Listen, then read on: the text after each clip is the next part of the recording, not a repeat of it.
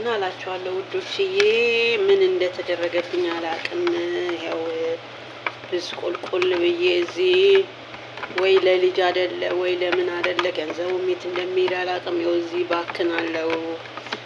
በጣም ተጨቁኝ ያለው በጣም ተጨቁኝ ነው ያደግኩት። አሁንም እንደዛው ነኝ። ተደርጎብኝ ነው ግን ይሄ ተደረገ ምናምን የሚባለው ነገርማ እኔ ላይ ሳይደረግ አይቀርም አይመስላችሁም?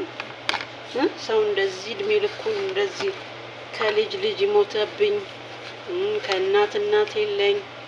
በነገራችን ላይ 2 ልጅ ሞቶብኛል።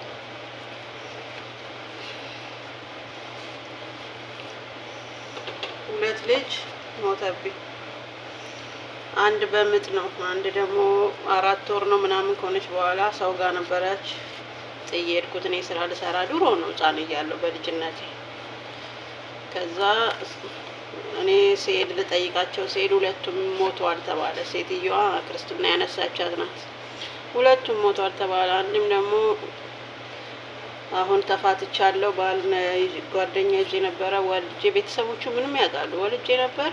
እሱም ደግሞ በምጥ ምክንያት እንግዲህ አልሆነም። እና ምንድን ነው ትላላችሁ? ይሄ ነገር ምን ተደርጎብኝ ነው?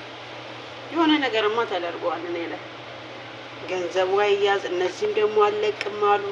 መልቀቅ አይፈልጉም። እኔ እዚህ ሀገር ገንዘቡን እነሱን ብክና አድርጌ ከእነሱ ጋር እንድሰራ ዝም ብዬ እንድፈጋ ነው የሚፈልጉት።